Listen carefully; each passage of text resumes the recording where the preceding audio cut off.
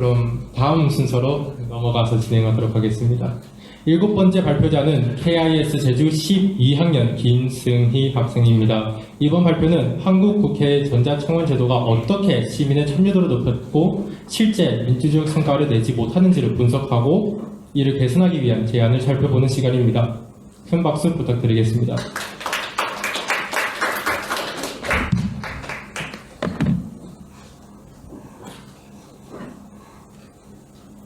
Good afternoon, everyone. I'd like to begin with the story of a young woman named Pyo Yerim. After enduring 12 years of relentless school bullying in South Korea, she turned to her nation's most promising tool of digital democracy, the electronic petition system of the National Assembly. Designed to increase civic participation, the system allows citizens to submit legislative proposals to the National Assembly. And within weeks, Pyo's petition for strengthening and anti-bullying laws in South Korea surpassed the required threshold of 50,000 signatures. And yet, no legislative action followed. Months later, Pyo pleaded online, "Please help ensure that my petition is not forgotten." Shortly afterward, she took her own life. Her story is a case study of how systems designed to amplify voices can in fact stifle them. My paper, Democracy Deferred, analyzing the implementation of South Korea's E-Petition system, asks the central question: how can a platform that is designed to lower barriers to participation still fail to deliver meaningful outcomes? To answer this, I began by analyzing legislative records, media reports, and petition outcomes of the National Assembly of South Korea. I began by identifying the 3 key stakeholders. First, the standing committees of the National Assembly. These committees, in a sense, hold unchecked discretion. Many petitions are redundant, legally infeasible, or merely symbolic.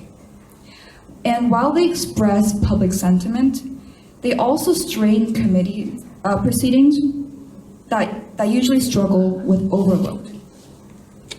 Second, public petitioners. The digital platform made participation easy but also overwhelming. Many petitions are redundant and they express public sentiment but also strain committees again. And finally, the media.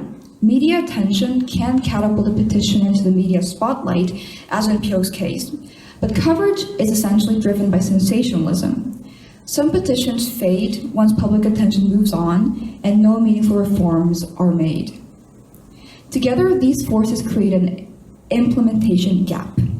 The E-Petition system is symbolically democratic, but substantively ineffective. To close this gap, I propose 3 main reforms. First, a mandatory review timeline for petitions so they cannot be indefinitely tabled.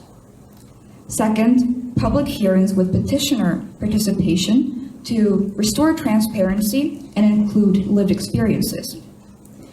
Third, post-petition feedback, requiring committees to explain why exactly they rejected a petition. This would enable revision and resubmission. These measures, I believe, would transform the system from symbolic into meaningful reform. The lesson extends beyond South Korea. Digital democracy tools around the world also promise accessibility, but accessibility without responsiveness is a broken promise.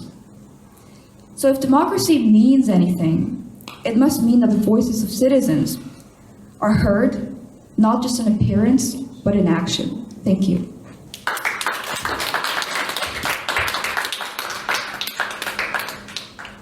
더 나은 시민 참여를 위한 고민을 잘 보여주는 발표였습니다.